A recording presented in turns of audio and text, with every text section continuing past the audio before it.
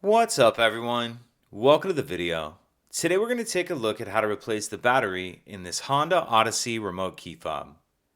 This Honda Odyssey remote key fob is going to use replacement battery CR2032, and I'll put a link in the description box of this video to where you can find these replacement batteries if you're in need.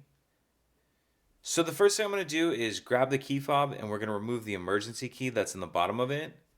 That's done by pressing this release on the back of the fob that my thumb's on, and the emergency key will pull out like that. Now if we take a look at the bottom of the key fob, we can use this key to open this key fob case. It just kind of slides in here like that, and then we're going to twist it. A lot of people use the emergency key and it does work, but I really prefer to use a flathead screwdriver. It's just a little bit easier. So whether you're using the key or the screwdriver, it'll be the same.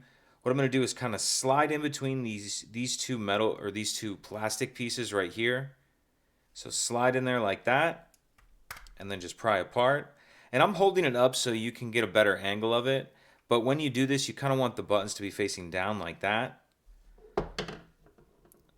So pop that back cover off, and then we see our battery right here. And for this part, again, I like to grab my screwdriver and get under the edge of the battery. You may be able to get under here with your fingernail. But just get under the edge of the battery and pop it out of this little holder. Then we'll grab our new replacement battery, and you want to make sure that you're installing that with the plus side up. And I'm going to tuck this edge in first, like this. Tuck that edge in first. Snap it down into place. Then we can snap our back cover on. Slide our emergency key back in. And that's it. If you could take a second to like and subscribe, it helps us out, and I'd appreciate it. Thank you.